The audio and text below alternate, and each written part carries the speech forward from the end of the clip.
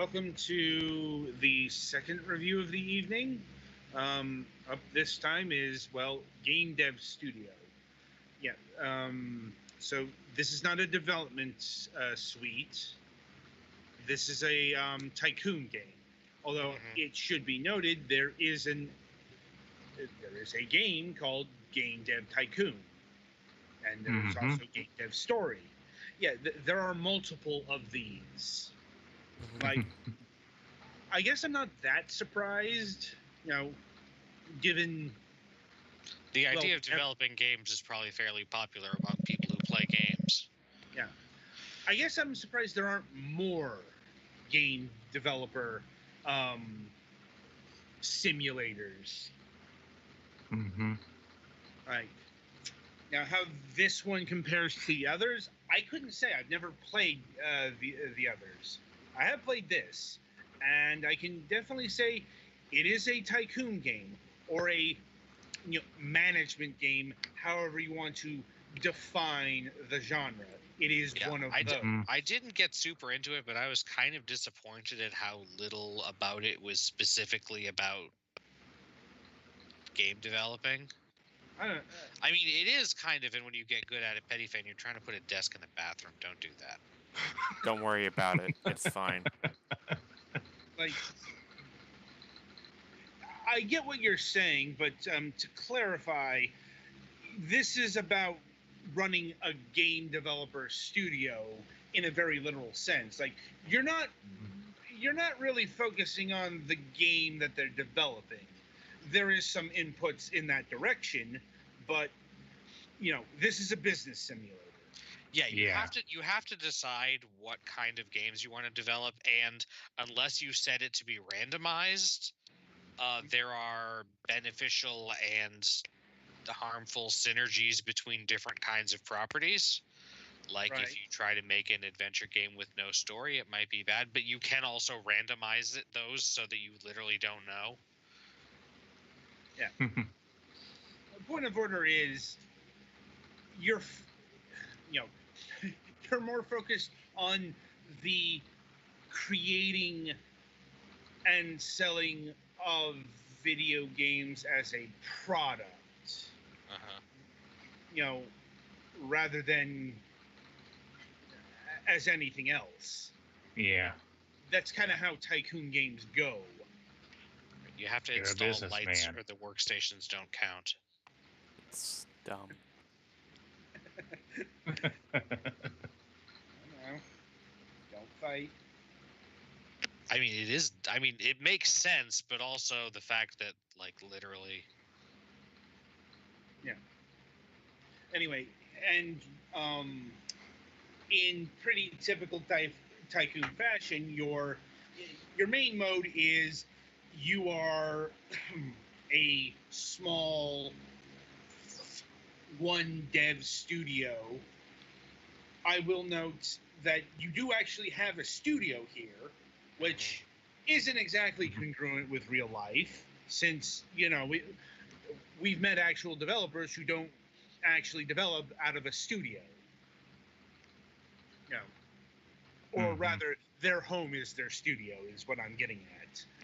They do not have an office, or their office space is located in their domicile. That kind of thing. No, this is about you're actually getting office space. You're filling it with desks and other accoutrements, like the bare minimum. You have to make sure that they have water to drink, and if you don't install like snack machines and a beanbag chair or something, then people won't want to stay in the office and work as much. Yeah, they have their needs and wants, whatnot. That being and the said, people that you hire do have like different personalities and things that they're good at. Yes. You do have the jack of all trades position, but you do have specialized positions like programmer, writer, sound engineer, what have you. And, it's like the specialized positions have higher salaries. You're looking at, occasionally these people will ask for vacation time and shit like that, and you have to determine if you can allow that. Like the game itself, you can actually release it. You can actually release it when it's about 70% complete or something like that. Basically, there are 3 phases. There's concept, there's working, and then there's polishing. And you can release it before you do any of the polishing, but that's usually a really bad idea.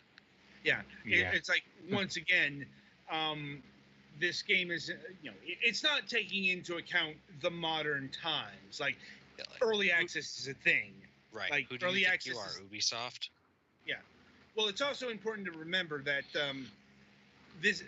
the timeline of this game starts in the mid to late 80s, like 1986. So, of course, that wouldn't be there. And you have events like the internet becoming prevalent in like the 90s, for example. And you start out only being able to develop games for the PC because that's about all there is. But as it goes on, you can put in more efforts to develop games for consoles. No, I'm going to correct you. There are consoles available at the start, but you're probably developing for the PC because you don't have to pay any licensing. Okay. Yeah, paying for the consoles is like a higher tier of thing that you can't. It's very difficult to do at the start. Yeah, it's like it's like $50,000 for the licensing fee on one of them, which is like a quarter of your starting budget. No, like 2% of your starting budget. Yeah, it's like it's a really expensive investment at the start, but it's one of those, as you make money, you will be able to afford this deals. I mean, that is the progression of a tycoon game. Yep. It's like, as you release games, as you make money, you will be able to expand your office. You will be able to buy new office buildings. You can have multiple of that. And you can fill them with fancier shit like conference tables and I'm trying to remember if it was like I want to say various recreational items, weightlifting equipment. Yeah. Stuff that can help your game devs along, like to keep them happy and whatnot. Yeah. And like I said, it's all fairly typical tycoon stuff. Mm-hmm. In fact, in grand terms, this is a pretty cut down tycoon game. Like if you compare it to, say, Roller Coaster Tycoon or Zoo Tycoon, something like that. But there's not as much variety in stuff that you can choose to build as there are in some of this type of game. But that scope is understandable since I'm not saying that this is developed by one guy, but it doesn't, like, it's the person who gave us this, the developer, the publisher is listed as a name, not a studio. I'm sure there was probably help with like the music and such, but point is, this wasn't developed by a professional, complete development studio, even like in terms of the size of the 90s, where we first got these tycoon games. This is a one or a small team project, and it reflects that. It's like, that's not bad. It's just, if you're looking for something grand, this isn't the particular tycoon game. Once again, I'm not sure if the other game dev tycoon games, what their expanse is, but this one is pretty small. That being said, this also has scenario modes. Some of them are kind of there's like two scenarios about. One of them is like getting out of debt, and one of them is like trying to make a lot of money. There's also one where you play as someone who was fired from Arts of Electrics and need to make them go out of business. I'm like,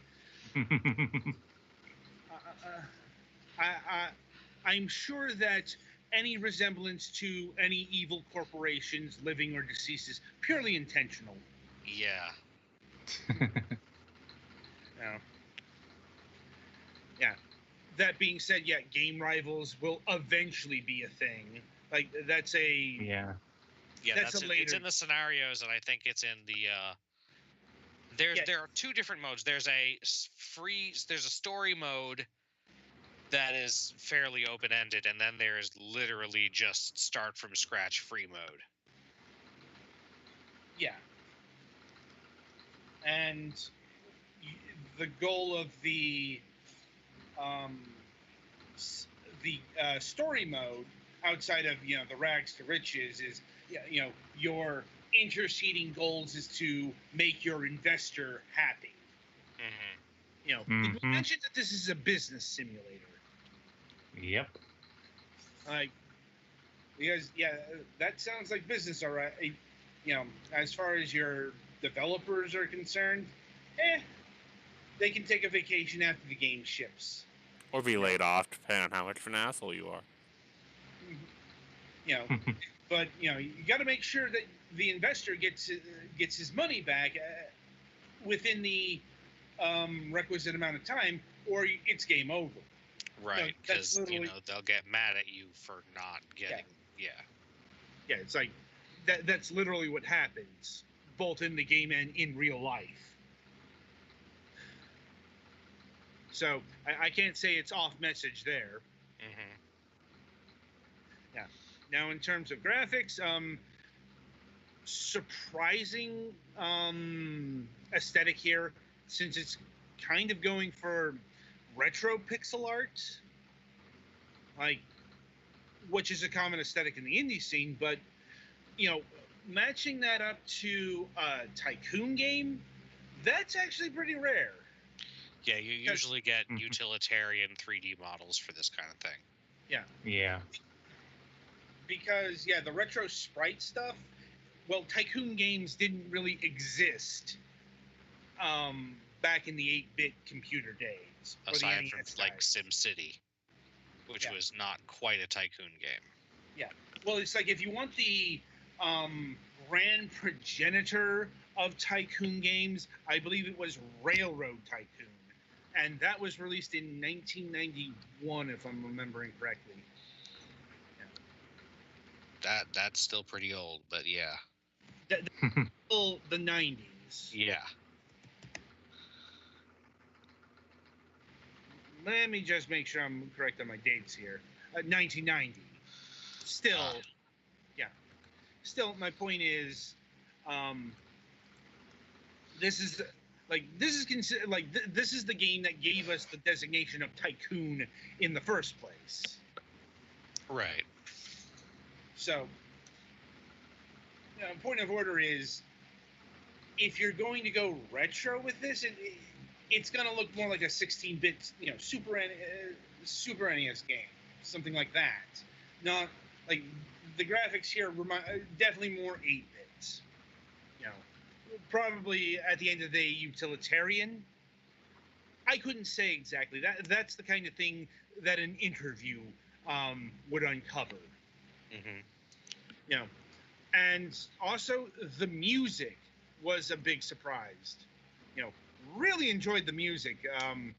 Once again, it's not your typical tycoon fare, which tends to be, elevator-ish.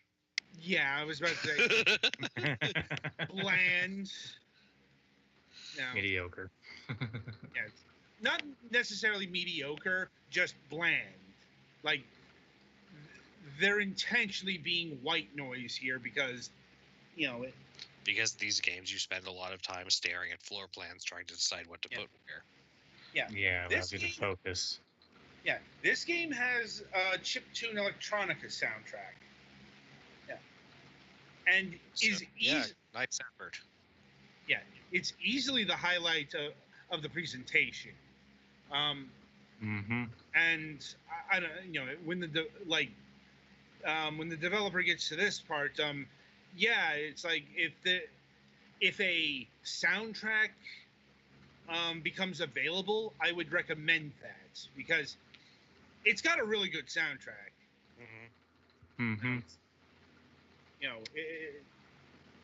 It's like it's kind of like I said, I'm not used to these kind of aesthetical values in a management game. So yeah, I mean it's a nice touch to have that. I guess that's something that sets it apart as a game simulator because there are things that game people who are more into other kinds of games would probably care about more than people who are into amusement park tycoon because they're really into amusement parks. Fair enough. Like, anyway, so price. This game is clocking in at $10. Yeah, that's a good price for a tycoon game. Yeah, I mean, obviously, if you're not really into management games where like it matters where you put the lamps and how you set up the toilets and stuff, then maybe you still won't be super into it. But if you are, this certainly has enough content and stuff to be worth $10. Yeah. Like I said, that being said, this is definitely a thing that could be explored much deeper thematically. I'm imagining that one of the other ones would cover like, the like the actual developer's perspective, making the game. Like you get flourishes of that. Like before you make a game, you have to make a game engine. Or buy one in the modes where that's available, or license one. Yeah. But that's about it as far as outside of you're making an action FPS or a sci-fi top-down game. It's like you're not really concerned with what you're developing. Aside from that, you try to get synergies between things that go well together. It's don't try to do a first-person simulator game that's heavy on the story but has no dialogue. It's for lack of a better term, the corporate perspective. The capitalistic perspective. It isn't the personal, the passionate. I'm gonna make a game perspective. You are the creator's perspective. It's like you are the CEO's perspective, not the lead programmer's perspective. Just keep that in mind. Anyway, you're not even the office manager. The office manager is someone you have to hire. Yeah. Like I said, you're basically you are the president, CEO, whatever you want to designate. Like, really, the president would be the proper term here because, once again, this game does have its limitations because you really don't deal, from what I saw, you don't really deal with, like, taking your company public and having to appease shareholders. Yeah, you're doing this privately because there are investors. Yeah. And you could say that's two sides of the same coin, but no, it really fucking isn't. It's a lot easier to please one person than it is to please, like, an arbitrary number of people. Yeah. That, this is taking some liberties because what the investor wants is their money back. When, in reality, the investor wants a return on investments. Yeah, to be always making more money. Yeah, and shareholders are that on a very grand scale. But, it's like when you get into that, then we're in a completely different class of tycoon game, I think. So it's understandable why this game wouldn't go in that direction, since it's keeping things fairly humble and stripped down. I said, nothing wrong with that. Just, be aware of the limitations here. You're not getting Sim City out of it. You're not, you're not getting any of the like big tycoon games that you'd see at retail. That being said, it is better than a good deal of those because, well, those a lot of those tend to be shit. Very cheap cash grabs by companies by the name of ValueSoft, actual company name. Yeah, that sure is a generic ass, definitely trustworthy name. And they did put out shitty tycoon games, like Water Park Tycoon, if I'm remembering correctly. We could be here all day just rattling off shitty tycoon games. Thankfully, we have not yet quite managed to recurse completely into tycoon game producer tycoon. That like that's got to be on the shelf somewhere. Mm-hmm. Yeah. We just haven't encountered it. But as far as game dev studio goes, this is a pretty good tycoon game. Yeah. Not the best, but a welcome surprise. Any last words on this product?